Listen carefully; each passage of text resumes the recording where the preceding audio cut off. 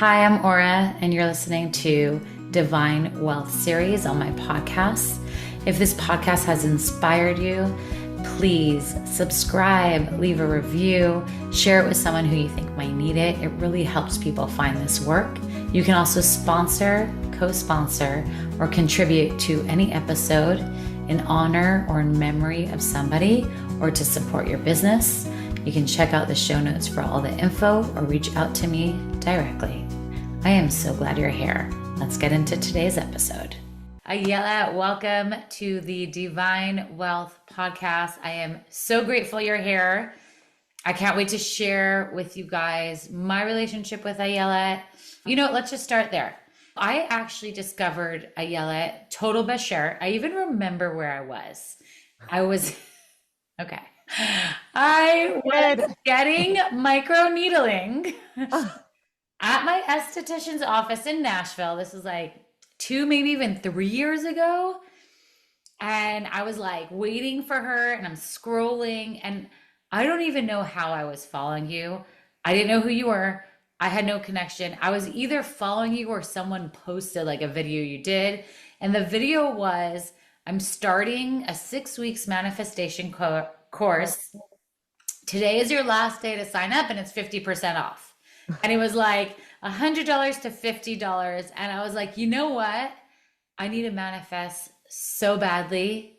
I was like, click, boom, sold, done. I was so excited. And that was my introduction to Ayelet. And since then, I have some wild manifestation stories. My favorite one with you. We've become friends. We got to meet each other in person for the first time in Sukkot in Pearlstone, which was really beautiful. And I'm just so grateful and happy to have you here. Yay. I love how these things I love how these things just unfold in the most synchronistic, majestic, magnificent ways. It's like you never know in what way. Like I was living in Israel when you first, right? When you did my first, yeah, it must have I been must have been. I think when you so. Yeah. when you did that first program with me. Right. And here we are in the same, we ended up over Sukkot in the same state at the same It's retreat, which wild. is so wild. Yeah, so Clearly, our paths were meant to merge. totally. And yeah, so I feel like on this podcast, we've gone through divine wealth and we've really delved into, and those who have been listening have really delved with me into where does finances and bitachon meet? And I've talked to so many wonderful, beautiful souls and people about this. And we really got to a really good understanding of what does bitachon mean? What does it mean to be in a space of trust with Mhm. Hashem, with your finances, with financial stability in a world that isn't so stable? If you haven't experienced financial stability in the past, how do you get into it? Mind, body, soul. And I feel like we did a lot of that here. And I'm really proud of it and the spaces we've been to. But I also feel like there's this really beautiful place for Jewish manifestation. And I think manifestation is such a trigger word for so many people. And being the person that loves to talk about things that trigger people, because I feel like I like to expose what might be scary to lessen the fear around it and also what could be helpful to people. It's the reason why I took on this subject of talking about financial difficulties in the Jewish world, because I'm not afraid to ask those questions. So, based on that, and I know that everything you do is through a Jewish and spiritual, halachic, and godly lens. I'd love you to guide us through what is manifestation in Judaism, in Kabbalah. Where does it come from? Like maybe a little background on it, and then we could talk about how to show up in that way practically. If I can explain manifestation on one foot. Now, I will say I've spent 18 years being a student and teacher of manifestation. It is a huge methodology with so many branches. But if we can go into the roots of what manifestation are and explain it in the Reader's Digest version, I would say here's my elevator pitch. I Okay. love it. Let's do it. Manifestation is aligning your thoughts, speech, actions, and vibrational frequency, and I'll explain what that is in a moment, aligning all of that with your desires. Our desire, like our soul came here to experience oneg, to experience pleasure. It's one of the reasons. And the deepest pleasure is obviously connection to source. So when we are connected to source energy, to the creator, to Hashem, call it what you will, right? That puts us into creative capacities. We call God the creator. And God made us B'Tselem Elokim. God made us in the image of himself, which means that we have a God particle inside each and every one of us. What does that mean? That means we inherently, by nature of being made of the same ingredients as God, we have co-creative capacities. Now, which means we can create the reality we desire. Okay, now how do we come into alignment with those creative capacities, with our desires, is what the whole methodology that I've created is all about, right? It's like aligning your thoughts, aligning your speech, aligning your actions, so that what that all makes up is like your vibrational frequency, your emotional state, your energy. Right? Your energy precedes you by a few feet. And it actually precedes you in the sense that, like, your energy is what programs the higher realms, and the higher realm, if the higher realms, like the quantum field, was a computer program, and you were able to use your thoughts, your speech, and your emotions in every moment to program that computer, then whatever it is you're using to program that computer with is what will ultimately manifest here in the 3D world. Okay, so I'll pause there because that was like was a long elevator ride. Level by yes. Okay. So that I'm understanding that. So Mhm. I feel like we all talk about thought, speech, and action, and especially in Chassidut, it's very big, especially your thought creating your reality. Can you go a little deeper into the frequency? Because I feel like this is where people don't get into because they don't know it. And there's very Mhm. few people who really truly understand it. So I'd love to know, what does that mean and how does one really get there? Does it need to be, because I can be like, oh, my thought, my speech, and my action is doing this thing. But what I'm understanding and what I've heard is that it really needs to be embodied, right? Mhm. And what is that? Okay, I heard three I was gonna say questions. there was 18 questions there. If you can figure it out, that is where my coaching degree tells me not to go. Stop one question at a time. Okay, I didn't do that, But but it's okay. I'll break it Hopefully I can down. Yeah, hold, and hopefully I can we can take us in flow. the right direction. Yeah. So frequency, what is one's frequency? So that's a beautiful question. So in Kabbalah, we know about the Or Makif, the surrounding light. Okay, so like pop spirituality, we'll call it your quantum field. Okay, that's not even pop spirituality. It's also quantum physics shares that we have actually a surrounding field of energy. In Kabbalah, it's Okay. called a surrounding light. So we have a surrounding field of energy that surrounds us by 3 to 4 feet. Okay. Okay. So if there were like special types of cameras that could see beyond just like our physical flesh, you would see that all of us has, other people call it an aura. Okay, that's funny. I get that a lot.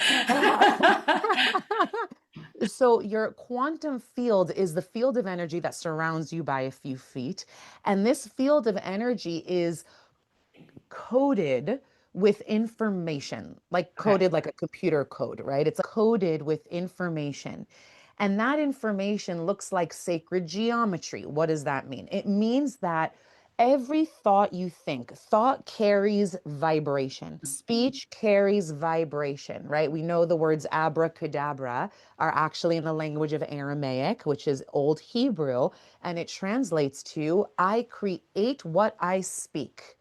Okay, so according to Kabbalah, every word we utter creates a malach, an angel, and that angel is its first stop is our quantum field. And so our frequency is our energy that fills up that quantum field of energy that surrounds us, that space around us.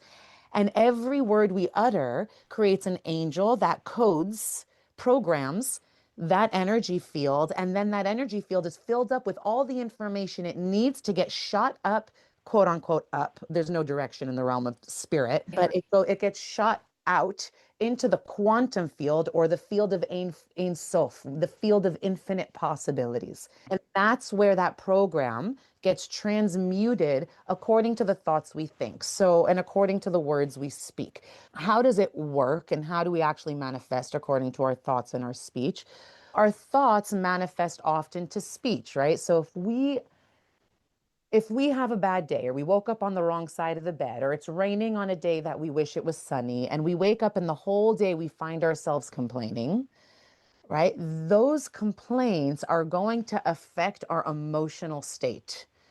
Okay. I talk Yeah. about the three C's that block manifestation, right? Complaining, controlling, comparing. Mm. Complaining, controlling, comparing. When we are all three will drop our frequency, our energy to become more dense in nature. So all emotion has a frequency, has an energetic profile, so to speak, meaning some emotions are more dense and some emotions are more light, like actually filled with light. And so the heavier, more dense emotions, and I want to just like double click on that for a moment. When I say dense emotions, I don't mean good versus bad emotions. All emotions are good and Okay. they're all important, and we need to experience all of them. But some of them, their purpose is to have us alchemize them, transmute them, elevate them to the higher frequency emotions. Okay.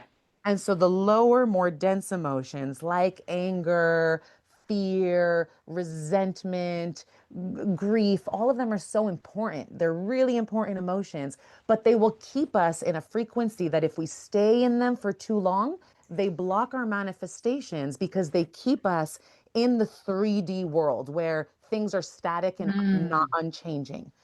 Whereas as we rise up the emotional frequency scale of emotions and we start living a majority of the time in emotions like joy, bliss, gratitude, freedom, like the frequency of freedom, right? When we're creativity, when we're in those states, then things start to shape shift more easily and we'll see things manifest in ways where it's, whoa, that was weird. I Mm. thought about this person and then they showed up at the supermarket and I haven't seen them in years. Or Right. it starts that way. Yeah. Or so frequency is energy, and the frequency, I would say the easiest way to understand it is what is the emotional state that I'm in, and how is that emotional state projecting outwards into my energy field? Because that's what's coding my reality in every given moment. Wow. Okay. First of all, you explained that so well.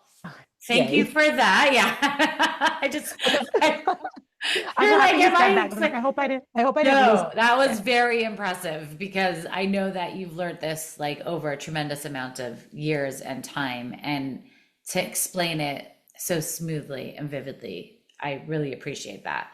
And I feel like I'm understanding of it too. Okay, so now that we understand that the frequency is what it is and that it's really important for creating our reality, which essentially is what manifestation is, right? Co-creating the reality that you envision. Or would you agree with that? Yes. Yeah, Okay. yeah, First of all, why is it so hard? Because it is hard for a lot of people, right? yeah. Why is it so hard? Yeah, it's a really good question. And I think part of it is by design, Mm, right? Like all of us come into this world with specific tikkunim, meaning a mm, tikkun is our soul's correction, right? Every incarnation, if we all agree that reincarnation is a thing, right? Then I believe in reincarnation. yeah. Then it's every single Gilgul, every single iteration of a lifetime that I've lived in all the variety of lifetimes I've lived, each feed off the last and have me in this lifetime as I know it. Let's talk about here and now because that's what's relevant. It's like this lifetime for each of us comes with specific soul corrections to have us elevate and come back to connection with the divine. Okay. And so that process, that journey of coming back to connection with the divine is only possible through rupture, through pain, through challenge. Now, it doesn't mean that we have to suffer, right? But it does mean that sometimes we have to be cracked open. Rabbi Nachman says there's nothing as whole as a broken heart. Right. Or Rumi, he says, the cracks are where the light comes in. Right? And so the way that I understand that is our wounding, our trauma is the fertile soil for our greatness to grow from. And it's two sides of the same coin. Every shadow has light, every light has shadow. Mm. And so why is it so hard? So the first like shot answer is it's by design. It's Right. how we connect to source and come back again and again to expanding our vessel so that our vessel, meaning our capacity to receive, expands. As we rupture, our vessel expands even more if we're doing the work Okay. during the rupture. Okay. And then also just like, now let's like double click and zoom into just the society we live in, the culture we live in. Right. Like our Yeah. world doesn't make it easy for us. We are Right. programmed from the moment we're born. And so why is it so hard?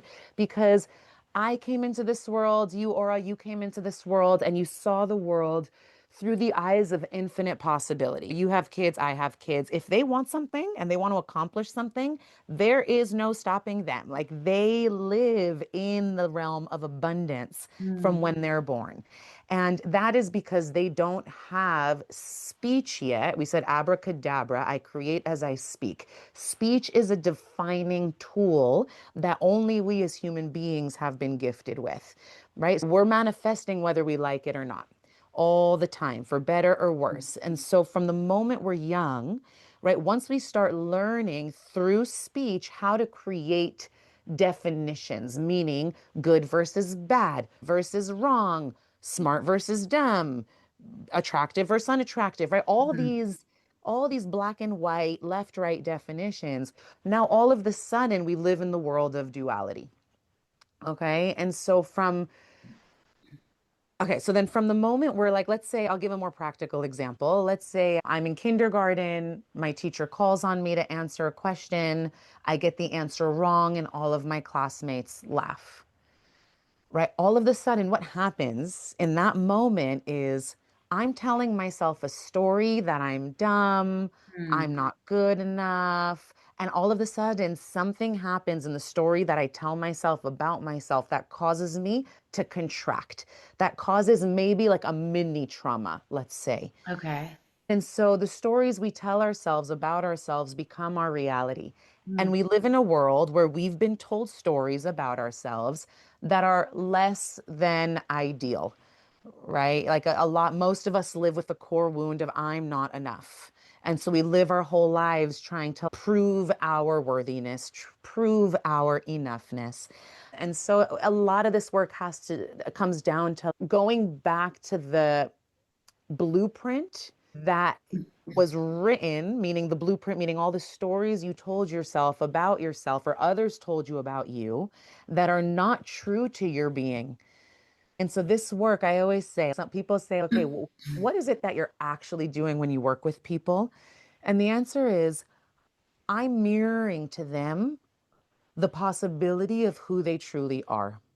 It's about remembering who you are.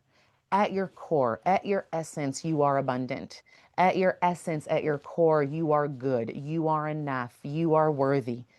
Right. And so coming back to that knowing to it's like Mm. that remembering until you know that, oh, wait a minute, my birthright is abundance. Then we start rewriting all of those stories that we've Mm. accumulated that have been latched onto us, but are not who we are at our core. Wow. Okay, that's so cool. That makes so much sense. And I'm having like such a Bashert moment because I just finished my podcast on Rosh Chodesh Kislev with Chana Kalmanson, who I do a monthly Rosh Chodesh podcast on. And we literally talked about all these elements in Kislev, about how like the oil being the core of the divine self that we're searching for and we have to uncover. And there was so much of this, and I'm just laughing because me and you have tried to have this podcast quite a few times and it kept getting canceled and canceled for different reasons. And it's like divine timing is so incredible because the fact that this is coming out in Kislev, where the part of the work is exactly what you're saying, is so beautiful. And that makes a lot of sense about the stories we tell ourselves and like rewriting that. Okay, so let's go into the financial piece of it. As this podcast is called Divine Wealth and it's about finances. And in the beginning of the series, there's a lot of talk about the struggle with money and Hashem coming in and that kind of thing. So if someone were to be in that place and they would come to you, and Ayala, what is a manifestation coach, right? Is that what you call yourself? And she has a really awesome program. And obviously, I'll post in the show notes all her information. And she has different series and different things. And I highly recommend you do something of it. But if someone was to come to you and wants to manifest abundance, financial abundance, they've been struggling, life has been hard, they feel like they're always behind, they're just not successful. Everyone else, stories we tell, everyone else is doing well. That's a part of, I'm assuming, the like complaining, comparing. It's probably what's keeping this person from creating financial success. Like, how do you move someone to manifest finances if they're in this place? And I think this is really important because I think people set out, they're like, oh, I heard about this idea, this concept of manifestation, and I really need money and I'm going to work on manifesting. And then they go on social media and this person's, I manifested a beach house in Puerto Rico. And it's like, why is this not happening for me? So, for someone like that, how do you move them into this higher frequency, into a different field of energy around them that can help them head in the right direction? Beautiful. So the first thing I want to just zoom in on is every person, like I said, comes into this world with a specific tikkun, a Mm. specific soul correction. For some people, that soul correction, that tikkun is finances. And so we said the three things that block manifestation: complaining, controlling, comparing. I really invite you to, like, step one, stop comparing yourself to other people who have a lot of money. Why do they and not me? Because I guarantee you what you're not seeing is the other specific tikkun that they came into this world, into this lifetime, in order to transcend. Okay, so everybody has their lot. If yours is finances, fine. The other person who has a lot of money, I promise you they're struggling with something else. For sure. So now that we're focusing on ourselves, okay, I mentioned the stories you tell yourself about yourself become your reality. So where I would start with the person is, let's unpack your childhood. What were your narratives? What were the images, I call them, that you saw when it came to money and finances? And oftentimes, our primary association to finances has to do with how we perceive our primary caretakers and their relationship to finances. Mm, So, yeah. for example, if your parents had to really hustle and work hard, then maybe they came home and they fed you with stories like, success is a lot of work. Success is really hard. Or maybe you saw your parents struggle with finances, or and they worked really hard and they didn't make money. Or let's say you had parents who had a lot of money and they came home, and even if they had a lot of money, they said things to you like, more money, more problems. Or you saw that because they had a lot of money, they were really lonely, or that people only wanted to be in relationship with them because your parents had money, right? So whether you grew up with parents with money, or primary Mhm. caretakers with money, or primary caretakers without, there can be certain wounding on both sides of that spectrum. And so once we uncover what those stories are, we have to get clear, what am I choosing to believe, right? Because one thing that's really important about manifesting wealth is we don't manifest according to what we want. I bet that if you're watching this episode, you probably want to be a millionaire. Who doesn't? Who doesn't? And the reality check is, we don't manifest what we want, we manifest what we are, right? Mm. We manifest according to what we have the capacity to hold. Okay, so a lot of this work around manifestation has to do with creating space in one's nervous system. If someone wants a lot of money, but they are hustling, hustling, hustling, and in a perpetual state of burnout and stress and fear, right? Then what they're going to manifest is not more money. They're just going to manifest more scenarios that their frequency is in the state Mm. of, which is stress and fear. Okay. So we manifest according to our beingness because our beingness is what our vessel can hold in the level of abundance. So, what do I mean by that? We've heard, you can research this. There's something called the curse of the lottery, Yeah. right? Where like people who maybe have grown up in a, it, Trailer park? right, let's say, okay, or yes. And let's say they go and they win the lottery because their vessel, right? Kabbalah is all about light and vessels, shattering one vessel so that it can expand to hold more light. And so, if that person's vessel is not expanded to hold the level of abundance that the lottery Mm. will give you literally overnight, you're not preparing your vessel to hold that level of abundance. Most people who are in that state will actually end up in more debt than they were before they won the lottery. Wow. Okay. And so it has to do with your energetic capacity. What is your state of beingness? And another piece around this is we don't manifest what we want, we manifest according to our unconscious desires. So I might say, I want to be a multimillionaire, right?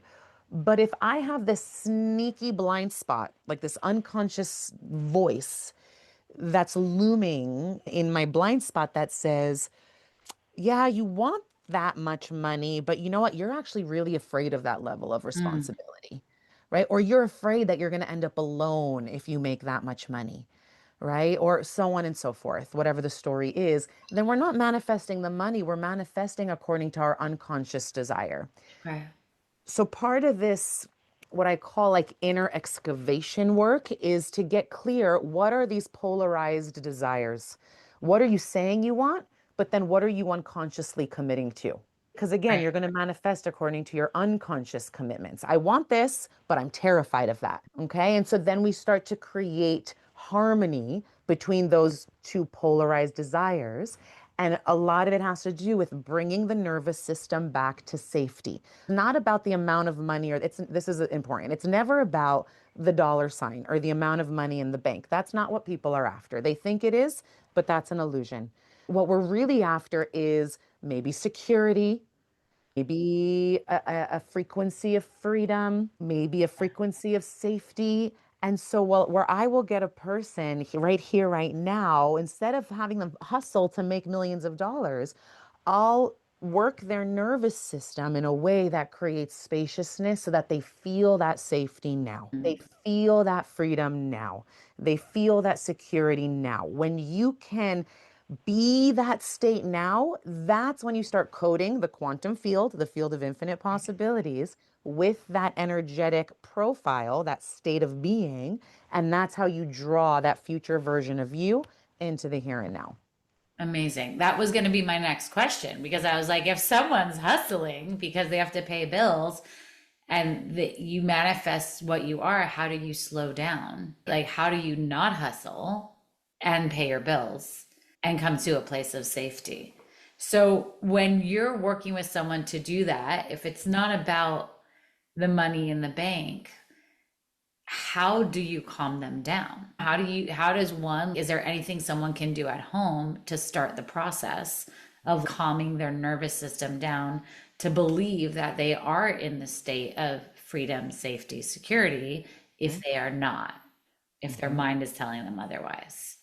Yeah, beautiful. So I will start by saying none of this is a quick fix and none of this is like an overnight fantasy. And you don't want it to be an overnight Right. fantasy. Look at the curse of the lottery and what Right. happens. Need the process. You need the process like anything else and fall in love with the journey because you'll start to see glimmers throughout the journey show up. You can vouch, right? It's Yeah. like you start to see glimmers and those are your signs that are telling you you're on the right path. Yeah. Okay. And fundamental practice that I Mm. do every day and I have my clients do every day is what I call like activations. I call it hypno Okay. activations. So like inside I have an online manifestation membership and I have a whole folder of tons and tons of hypno activations. These are guided processes that people put in earbuds, they close their eyes and they're guided and it takes them into a theta brainwave state, which is that state of creativity, Mm. transcendental awareness, right? It takes you out of mind and puts you into transcendence.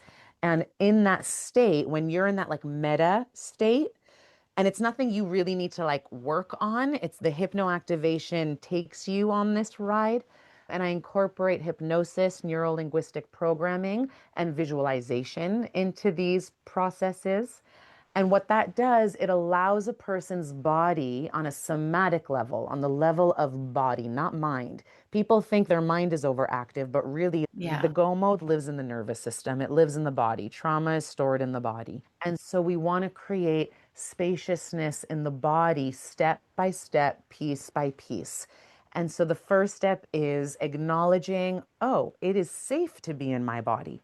Most people don't even realize that they're living in this fight flight mode constantly, and they're running away from creating safety in their body because safety in their body feels so foreign. So let's start getting acquainted with the internal landscape of our emotional world.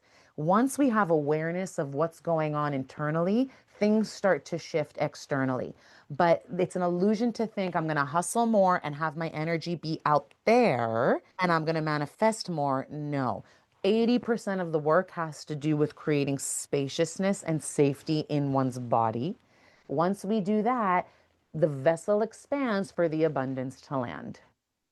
Yeah, that makes a lot of sense and like super aligned with what's happening in like the world of healing now with somatic therapies and really the nervous system. I would say is front and center. People are really talking about more of releasing what feels stuck in their body to help them in a therapeutic way. So that totally makes a lot of sense. It's interesting. I'm thinking about the work we did together, and I'm going to share this story because it's so good.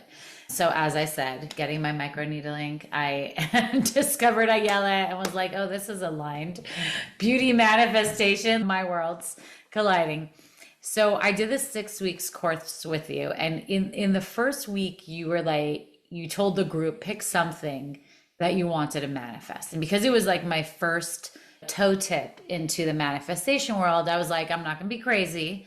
I'm not going to manifest Okay, the millions, but let's see, like, what is something I'm desiring right now that I wanted to see. And at that point, I had this crazy IUD story, and I'm a writer as a hobby, and I've always played with it. And I really wanted to get this story about my IUD in a magazine. It was like a spark that came to me, get this not only in an online magazine, but like I wanted it published. I wanted it in print. And so I started this 6 weeks with you. And the thing that's like popping up for me now that's interesting is that up till this point, there was a lot of things I wanted that I desired that I didn't really get or reach in success. That's in quotes because what is success? But in the form that in the marker that I had put for success. And so this was interesting for me because I was like, oh, I wonder if I'll get this, right? So there was a part of my brain that part was like, oh, it makes sense if you don't get it published because so many things you wanted to do didn't happen. But in your 6 weeks course, the beginning of each session, you did this. I don't know if that's what you were talking about. It was like this download where like we envisioned and I walked through a mirror and there was another self.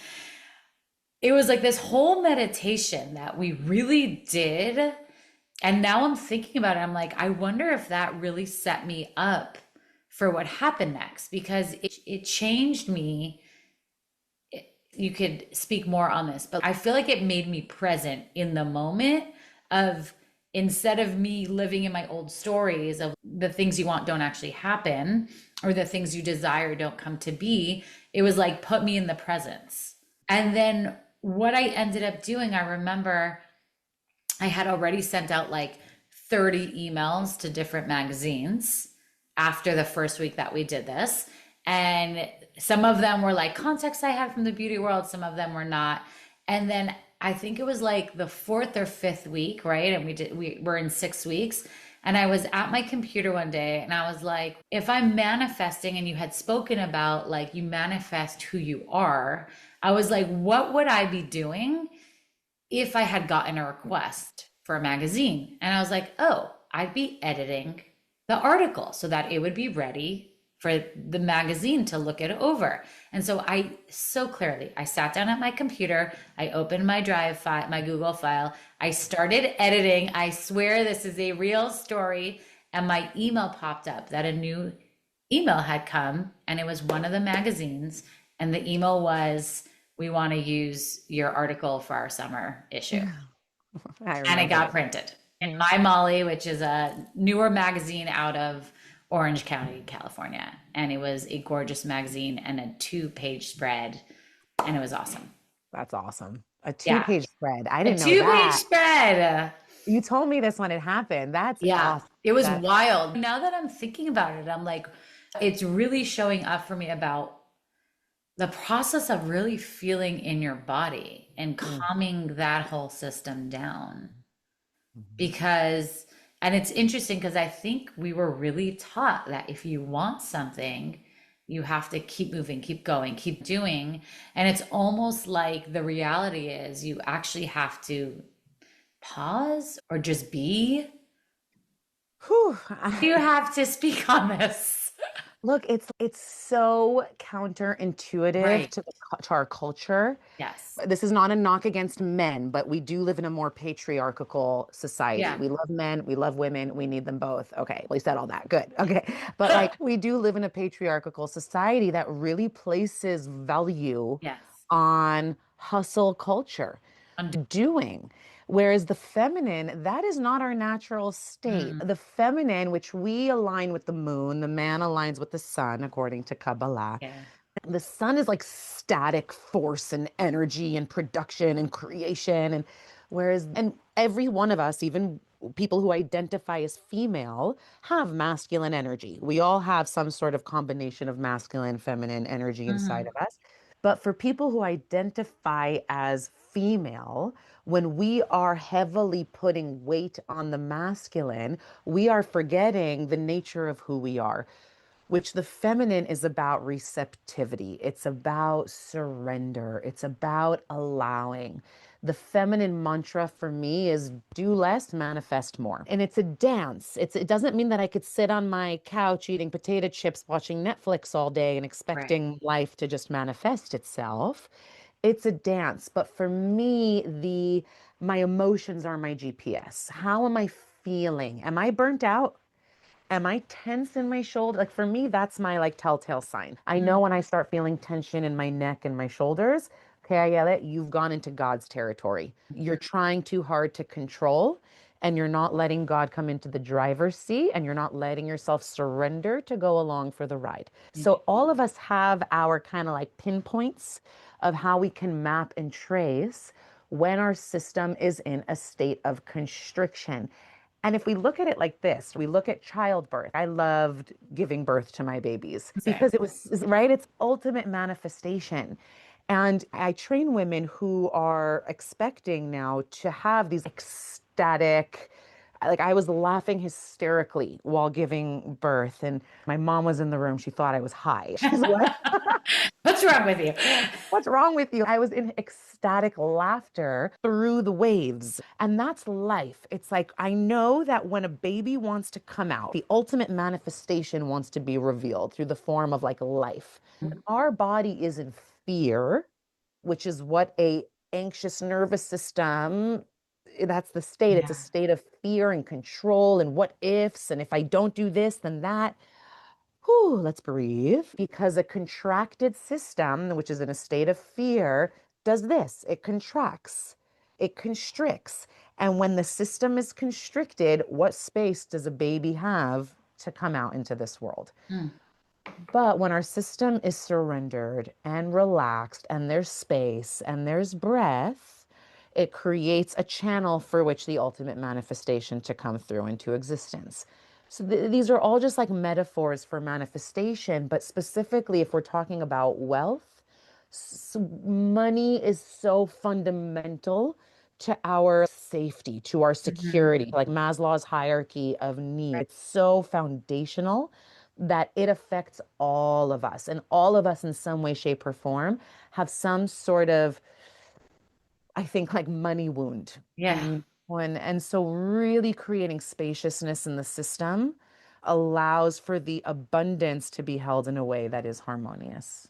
Yeah, that makes a lot of sense. I also think what's really powerful that I wanted to re-bring up is what you said earlier, that a lot of our money wound or our stories or relationship to money has to do with our main caregivers Mm, and their thoughts and feelings around money.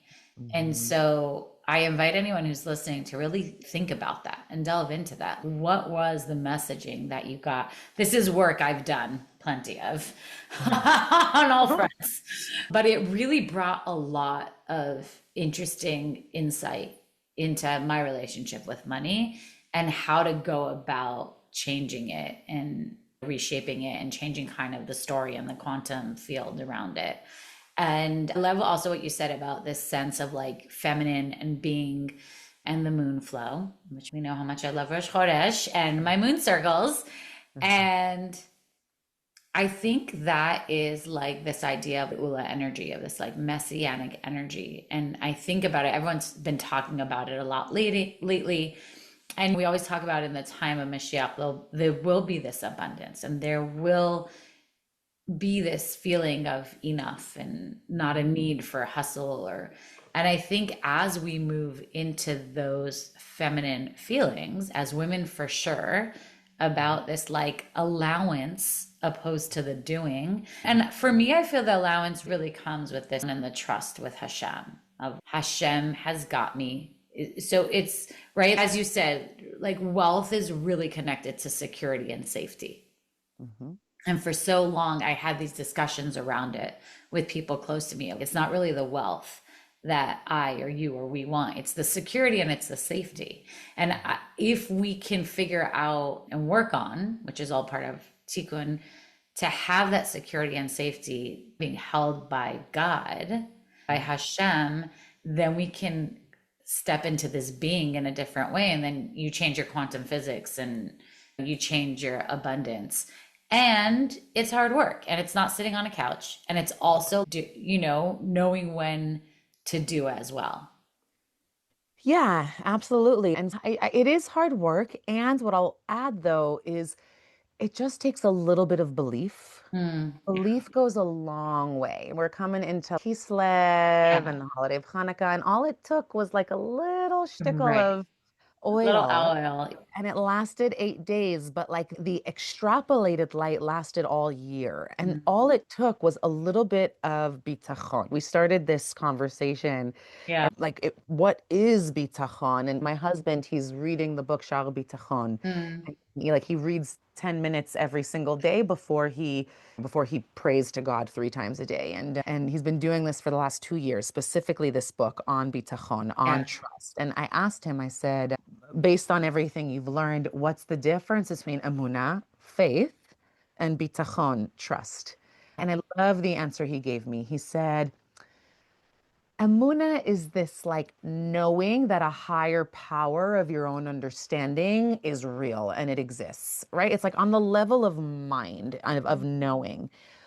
But bitachon, trust, is taking that knowing and embodying it. Mm, Meaning, so be trust is embodied faith, which means, right, if you're, God forbid, you're driving and you get a little nick on your car, instead of cursing the universe, pausing and saying, okay, it's a kapara, whatever you need to tell yourself, but like this too is for the good. yeah.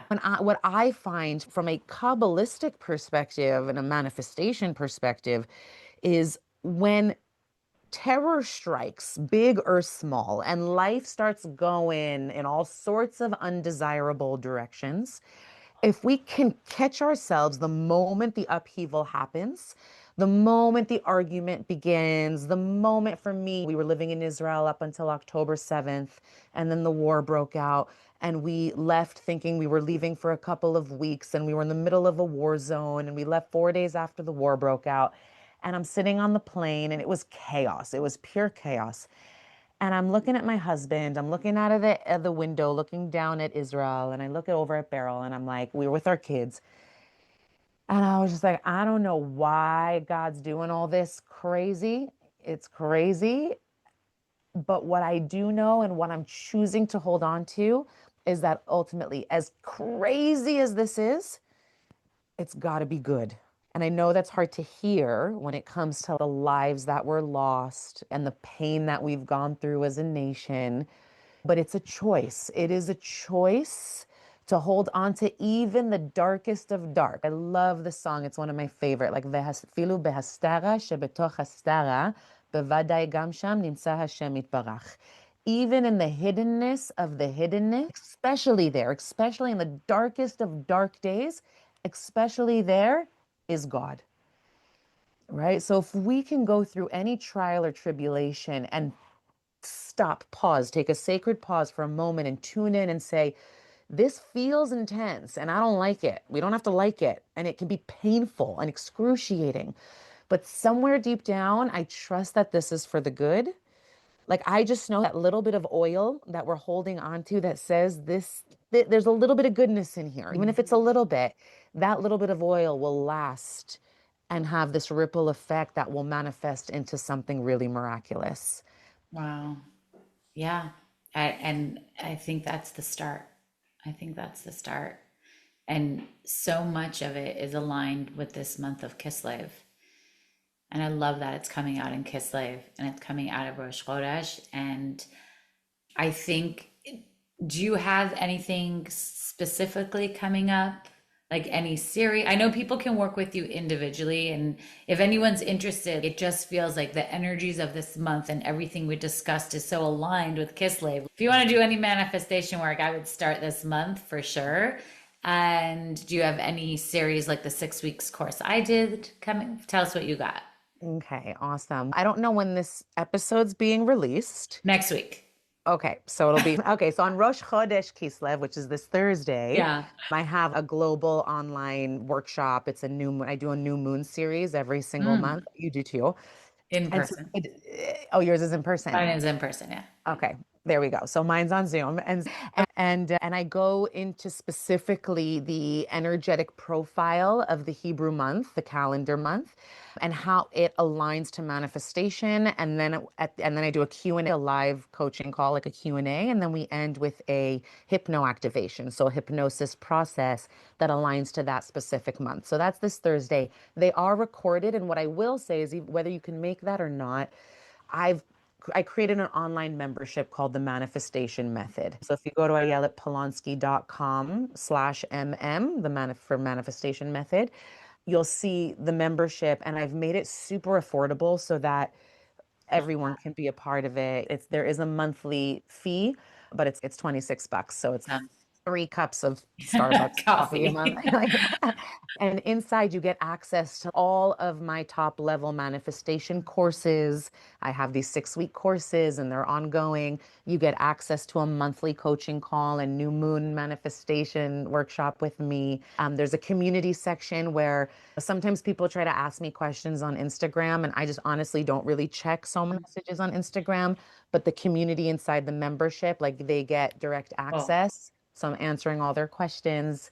I There's all love my this. hypno activations. Yeah. So that's like my Amazing. like I'd say my easiest offer that everybody can access right now. Yeah. Amazing. And I would just am giving a push for you because I really think that it's really powerful and this whole mindset and embodiment shift is really powerful and it's so helpful to a lot of people. So I will be posting everything and I'll even though this isn't going to come out before Thursday, I'll share on Instagram so people will have access to your online courses.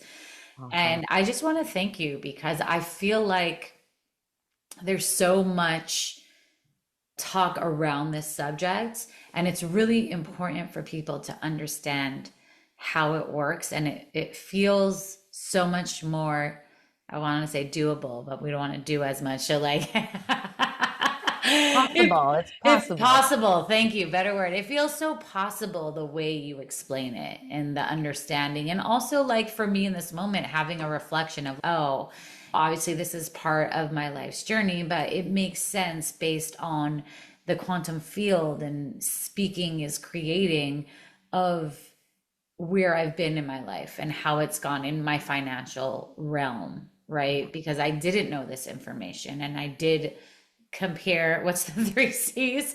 Yeah. Compare, control, complain. Control, complain so much. And so it makes sense. And moving, and thank God, have done a lot of work around this, but like you really see it once you start moving into a different embodied state and the state of rest and reset and being and all of it.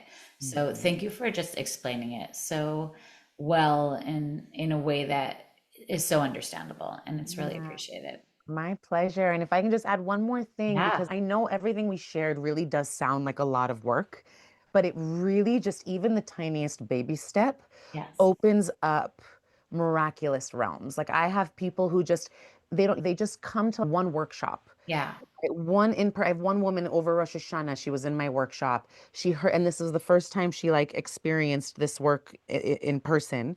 And she messaged me. She's a famous singer. She's performed at Carnegie Hall in front of thousands Mm. of people. And she messaged me last week saying it opened, like the possibility opened for her. So it's not doing, right? Like you caught yourself, Right. which is beautiful. It's like she opened up to the possibility that miracles are possible and manifestation is real. And then inside the app, she was doing the hypnosis every day and she just landed like the biggest gig she's ever Mm. gotten, which was her biggest manifestations to date. So my point is, even if all you do is just listen to this episode and that's it, Yeah. my hope and prayer for you is that it opens up your heart to the realm of infinite possibility and at least has you anchor a little more deeply in the belief that this is real and it's possible for you. Amen. Amen to that. I second that and third Thank that. Yeah, you thank so you much. so much. This was wonderful. Thank you, Aura. So fun to be with you.